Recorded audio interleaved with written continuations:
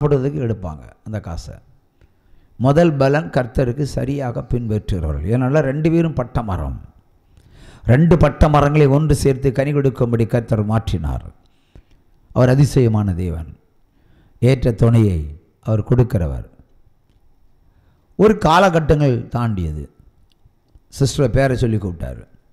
என்ன தசமாக ஒழுங்காக செலுத்துறீங்களான்னு. அவர் விசாரிக்கிற தேவன். ஒழுங்காக செலுத்துறீங்களா? ஆமாம் செலுத்துவேன். அதுதான் உங்களுக்கு தெரியுமே. கர்த்தர் இப்பொழுது கேட்கிறார், தசமுகத்தை ஒழுங்காக செலுத்துறீங்களா? ஆமாம் செலுத்துவேன். அதான் உங்களுக்கு தெரியுமே. மறுபடியும் கர்த்தர் கேட்கிறார், தசமுகத்தை ஒழுங்காக செலுத்துகிறாயா? இப்போ உத்தரவு, ஆமாம் செலுத்துகிறேன். 3 முறை மறுதளித்து சொன்னார்கள், இது தசமமாக அல்ல என்று சொன்னார். உற்சாகமாக கையை தட்டுங்க. இப்போ புரியாதவங்களுக்கு புரியட்டும், ஆனால் செய்தி கேட்குறவங்களுக்கு அது புரியும் இல்லையா? தசம்னா என்ன? தசம் 10, 10ல் 1 தசம பாகம். 10ல் 1 பங்கு, இது தசம பாகம். ஆண்டு சொன்னார், இது தசமாக அல்லன்னு. இதுதான் தசம பாகம்னு வாக்குவாதம். இதே மேடை தான். நாங்கள் 4-5 பேர் தான் இருப்போம். நைட் ப்ரேயர் அக்காலத்தில் அது அவருக்காக ஸ்பெஷலாக உருவாக்கப்படுகிற ஜெபம். என்றால் காலில் ஒரு பெரிய புண்ணு இருக்கும், நடக்க முடியாது. ஆளவு பெரிய ஆள், ஆனால் சபை நடத்தணும். கிருபையில் ஆண்டவர் எல்லாம் பற்றி செய்தார். மறுபடியும் அவள் மறுதளித்து கொண்டே இருந்தால், தசமாக அல்ல அல்ல அல்ல என்று சொல்வது கர்த்தர், நான் அல்ல, நீ சொல்வது போய் போய் போய்ன்னு சொன்ன வரம் கூட இல்லை, நான் சொல்லுதான் உண்மைன்னு அவள் சொன்னாள். அப்படின்னா உனக்கு இன்னொரு வருமானம் இருக்கிறது அல்லவா, அதனுடைய தசமம் எங்கே? இதுதான் அவருடைய கேள்வி. உனக்கு இன்னொரு வருமானம் இருக்கிறதே, அதனுடைய தசம பாகம் எங்கே? அது தர முடியாது. டப்புன்னு ஆன்சர் வந்தது, அது தர முடியாது. அப்படினால் அவங்க செலுத்தினது இதுவரைக்கும் தசம பாகம் அல்ல. வேற வருமானம் இருக்கிறது, ஆனால் அதில் தசமபாகம் தர மாட்டேன், சம்பளத்தில் மட்டும்தான் தருவேன். அப்படின்னால அநேகர் இன்றைக்கு தமிழ்நாட்டில் கிறிஸ்தவ மத்தியில் கேட்குற கேள்வி, யாரும் ஒழுங்காக தசமபாகம் செலுத்துவதில்லை என்று குற்றம் சுமத்துகிறேன். கர்த்தர் சுமத்துகிறார். கையை தட்டுங்க. உபாகமம் 12:17 என்ன சொல்கிறது? உனக்கு உண்டாகிற எல்லாவற்றிலும் தசமபாகம் 8 விதமான காணிக்கைகளை பிரம்மாண்டமாக எழுதி வைத்திருக்கிறார். இந்த 8ஐயும் பின்பற்றாதவன் நரகத்திற்கு போவான், 8ஐயும் பின்பற்றுகிறவன் பரலோகத்துக்கு போவான். உற்சாகமாக கையை தட்டுங்க. ஒருவர் வாசிக்கலாம். உன் தானியத்திலும் உன் திராட்சரசத்திலும் உன் எண்ணெயிலும் தசம பாகத்திலும் உன் ஆடு மாடுகளுடைய தலையீற்றுகளையும் நீ நேர்ந்து கொள்ளும் சகல பொருத்தனைகளிலும் உன் உற்சாக காணிக்கைகளிலும் உன் கை ஏறெடுத்து படைக்கும் படைப்புகளிலும் நீ உன் வாசல்களில் புசிக்க வேண்டாம். உற்சாகமாக கையை தட்டுங்க. இது அவருடைய கால சத்தம். 8 விதமான காணிக்கையில கை வச்சா உங்க தலையில் அவர் கை வைப்பார். இதான் சத்தியம். நீங்க திருந்துறதுக்கு தான் பிரமாணம், நான் வாழ்றதுக்கு அல்ல. நீங்க வாழ்றதுக்கு தான் இந்த சுவிசேஷம். இதான் மெய்யான சத்தியம். யார் 8 விதமான காணிக்கைகளை பின்பற்றுவது? ஏதோ அரசு சம்பளம் கிடைச்சா தசமம் கொடுத்துருவோம், ஏன்னா பயந்து சொல்லியிருப்போம், அரசு வேலை கிடைச்சா தசமம் கரெக்டாக தந்துடுவோம் ஆண்டவரேன்னு. அது உடன்படிக்கை.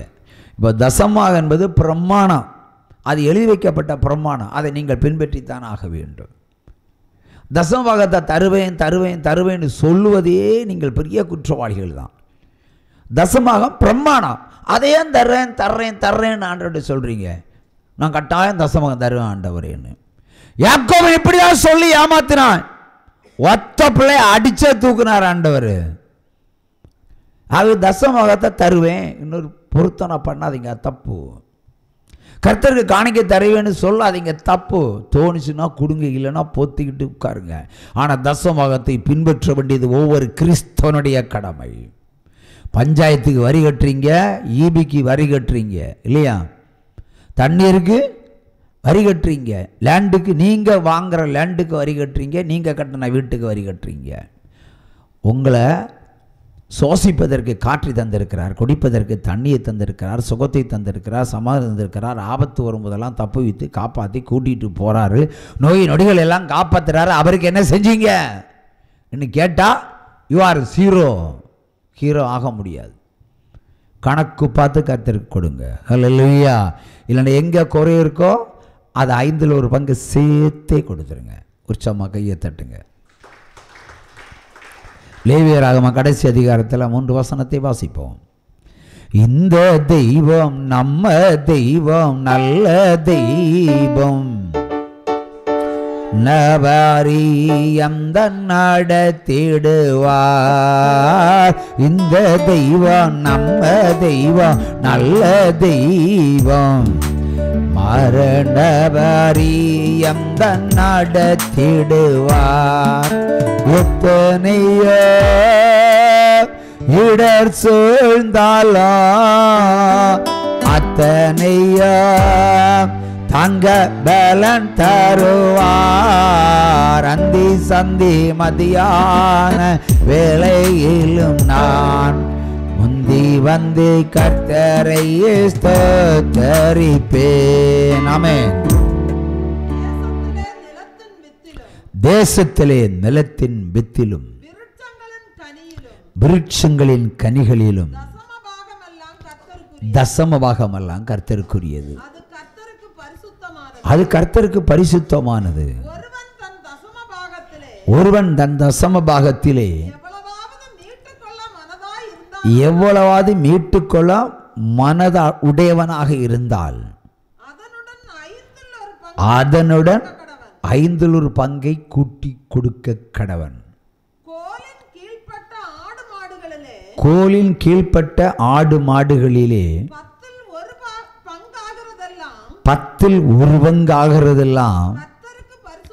கர்த்தருக்குரியது. அது நல்லதோ இளைப்பமானதோ நொண்டியோ முடவோ நீங்க அறிய வேண்டாம், கொடுத்தே ஆக வேண்டும். அதை மாற்றவும் வேண்டாம். மாற்றினால் அதுக்கும் பதிலாக கொடுக்கப்படப்பட்ட 2 பரிசுத்தமாகும். அது மீட்கப்படக்கூடாது என்று அவர்களுடைய சொல் என்றார். ஒருவேளை ஆண்டவருக்கு கொடுக்கிற ஒரு கன்றுக்குட்டி அது நோயாக இருக்கலாம், அதை மாற்றக்கூடாது. ஆனால் கூட ஒன்று எக்ஸ்ட்ரா கொடு, அதை மாற்றக்கூடாது என்பது தான் சொல்கிறார். இல்லைன்னா எக்ஸ்ட்ரா தர வேண்டாம், அதையாவது கொடுத்துரு. அது மொண்டியானாலும் முடவானாலும். ஆனால் யாராவது செய்வாங்களா? செய்ய மாட்டாங்க. அப்போ விளையின் பயிர்களுடைய முதல் பலன்கள் கர்த்தருக்குரியது என்று வேதம் எழுதி வைக்கப்பட்டிருக்கிறது. அதை கிறிஸ்தவன் யாவரும் பின்பற்ற வேண்டும்.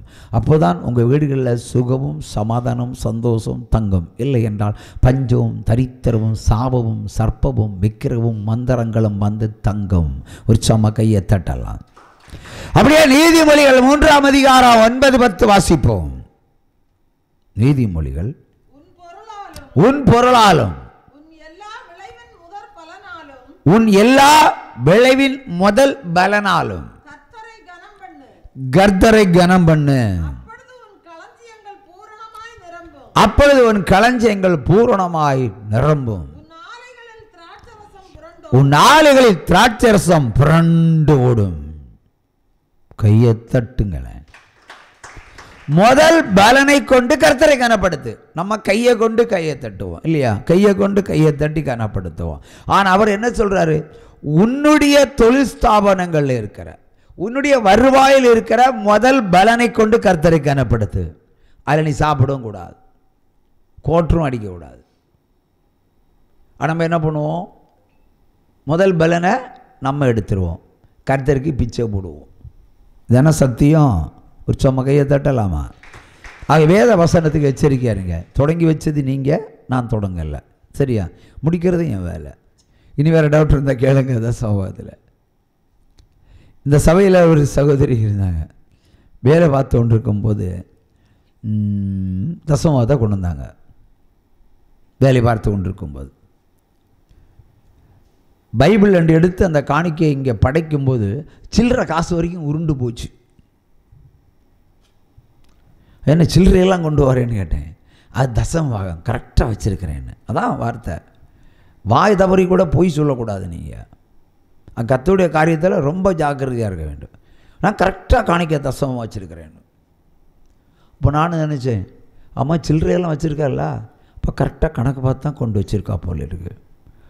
அப்போ ஆண்டவர் பேசினார், இது என்னுடைய தசமாகம் அல்ல, இது தசமாகம் அல்ல. அவர் சொல்கிறா, இதுதான் தசமபாகம். நான் சில்லறை வரையும் கணக்கு பார்த்து வச்சுருக்கிறேன்.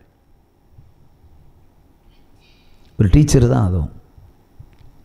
இல்லை இல்லை இல்லை, அதான் இது அதான் இதுன்னு அது சொல்லுது.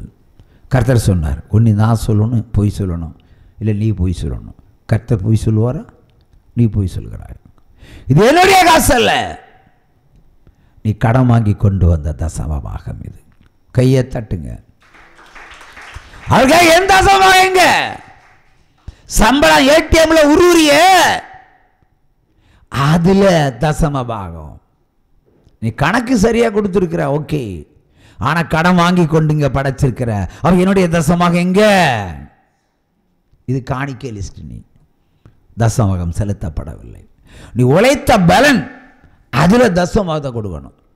அதை நீ ஆட்டையை போட்டுக்கிட்டு ஊரில் இருக்கிற எல்லாவற்றையுமே பாஸ்டர் கணக்கு கேட்பாருன்னு சொல்லி சொல்லி அங்கிருந்து காசை கடன் வாங்கி எப்படியா கணக்கை ஒப்படைக்கிறீங்க. இது தசமக அல்ல என்று சொல்லுகிறார். அது உழைத்த பலன், உன்னுடைய வியாபாரம், உன்னுடைய தொழில் ஸ்தாபனங்கள் எங்கிருந்து வருகிற அதில் தான் கொடுக்க வேண்டும்.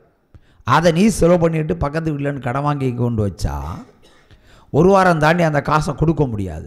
அந்த அம்மா என்ன சொல்லும், என் காசை வச்சு காசை கடன் வாங்கிட்டு போனியே எங்கேன்னு. அதான் பாஸ்டர் கொடுத்தேன் தசமபாகம், கடன் வாங்கி தசமபாகம் வாங்கி சொல்லியிருக்கிறார். உழைத்த பலன் அதில் தான் தசமாக கொடுக்கணும். இதுங்க ஜாக்கிரதையாக விழிப்புணர்வோட வேதத்தை புரிந்து கொள்ளுங்கள். உற்சாகமாக கையை தட்டுங்க.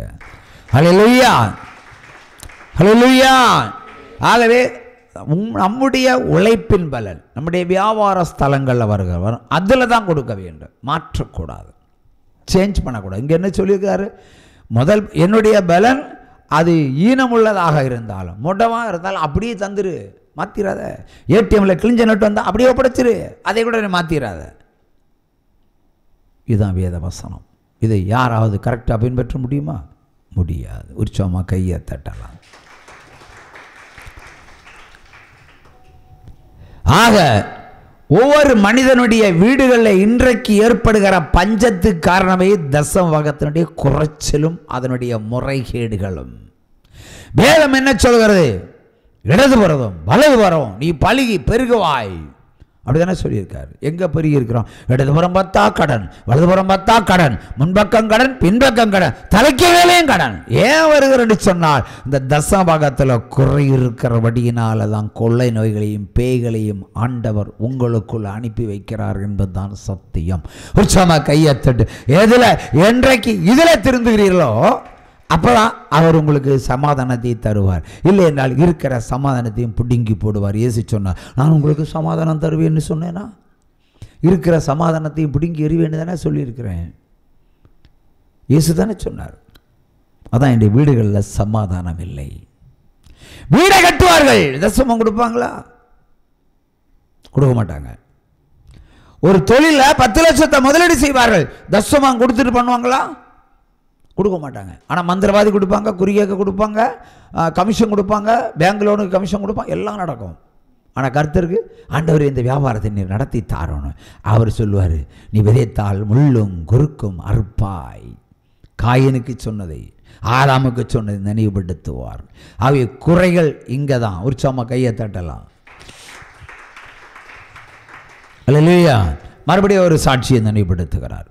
காரைக்கால், பாண்டிச்சேரி காரைக்கால் பகுதியில் இருந்து ஒரு சகோதரன் என்னை ஒரு முறை கூப்பிட்டார். என்ன கூப்பிட்டாருன்னா, நான் ஆசிரியராக இருக்கிறேன், என் மனைவியும் ஆசிரியராக இருக்கிறாள், ஒரு வீடு கூட கட்ட முடியல. ஏன் பிரதர், 2 பேரும் நல்ல சம்பளம் வாங்குறீங்களே, எல்லாம் மருத்துவமனைக்கு போயிடும். அதாவது ஒரு மாதம் ஒரு நபருக்கு விபத்து வரும், இன்னொரு நபருக்கு விபத்து வரும். இல்லைன்றால் ஒருவருக்கு வியாதி வரும், இல்லைன்னா குடும்பத்தில் சண்டை வச்சு அடித்து பிரிச்சிருவோம். ஒரு அவ சம்பளம் அவள்கிட்ட இருக்கும், என் சம்பளம் எங்கிட்ட இருக்கும். தாறுமாறாக செலவு பண்ணி தீர்ப்போம். தீர்ந்தவரை ஆண்டவரை தேடுவோம். வீடே கட்டலையான்னு கேட்டார். வீடை கட்டினோம், ஆனால் கட்டி முடிக்க முடியவில்லை. கர்த்தர் எவ்வளவு இந்த நீங்கள் செலுத்துகிற காணிக்கைகளில் பிரியமாய் இருக்கிறார் என்பதற்கு மட்டும்தான் இதை உணர்த்துகிறார், சொல்லுகிறார். வீடை கட்டும்போது நீ கர்த்தருக்கு கொடுத்தாயான்னு கேட்டார். ஆமாம் கொடுத்தேன் அப்படின்னு சொல்ற. கொடுத்தேன்னு ஆண்டருக்கு கோவம் வந்து, என்னத்தையா கொடுத்த? உன் பீரோயை திறந்து பாரு, கர்ச்சிப்பில் ₹1 துட்டு இருக்கும், அதனையா கர்த்தர் நீ கொடுத்த? ஆமாயா, ஆமா. வீடு கட்டும்போது ₹1 துட்டை நேர்ச்சை பண்ணி ஆர்சி பாட்டி நேர்ச்சை பண்ணி கர்ச்சிப்பில் கட்டி நான் பீரோவில் வச்சிருக்கிறேன். இந்த துட்டு இப்போ எப்படி துரு பிடிக்குதோ அப்படி தான் உன் வீடு துரு பிடிச்சு கிடக்கும். ஆமாம், அப்படி தான் கிடக்கு. செடிகள் எல்லாம் படர்கிறது. கடற்கரை காற்றால் பூசப்பட்ட அதில் அந்த சாந்தெல்லாம் பெயர்ந்து செடிகள் உள்ளே படர்ந்து கிடக்கிறது. எத்தனையோ முயற்சி பண்ணால் நடக்காது. வருகிற பணமெல்லாம் விரயமாகி தீரும். எப்போ காசு தீருதோ அப்போதான் எங்களுக்குள்ள சமாதானம் வரும். காசு இருந்தால் சண்டை வரும். அப்போ ஆண்டவர் கேட்டார், நீ ₹1 கர்த்தரை ஒரு பிச்சைக்காரன் நினைச்சு நீ ₹1 பொருத்தனை பண்ணனையா? அதை ஒரு ஏழைக்காக கொடுத்துருக்கலாம்ல. அந்த காலத்தில் 23 வருஷத்துக்கு முன்னாடி ₹1 பிச்சைக்காரர்கள் உண்டு. ₹1 கொடுத்தாலும் வாங்குவாங்க, இப்போ கொடுத்தா அடிப்பாங்க திரும்பி. அப்போ அந்த ₹1 கொடுத்துருக்கலாம் இல்லையா? கொடுத்துருந்தா அது கர்த்தருக்கு போய் சேர்ந்திருக்கும் அல்லவா? ஏழைக்கு கொடுக்கிறவன் கர்த்தருக்கு கடன் கொடுக்கிறான். அவரோ அதை திரும்ப கொடுக்கிறார். இப்போ ஏழை கொடுத்தா கர்த்தர் திரும்ப தருவாராம். இன்னும் ஏழைக்கு செய்யுங்க, தசமத்தெல்லாம் சபை கொடுக்காதீங்க, உங்கள் ஏழைகளுக்கு செய்யுங்க. அப்படியாவது செஞ்சு பாருங்க. ஏதாவது ஒன்று செய்யணும். செய்யலைன்னா ஒன்றும் உங்களுக்கு செய்ய மாட்டார் ஆண்டவர். மாதத்துக்கு ஒரு வியாதி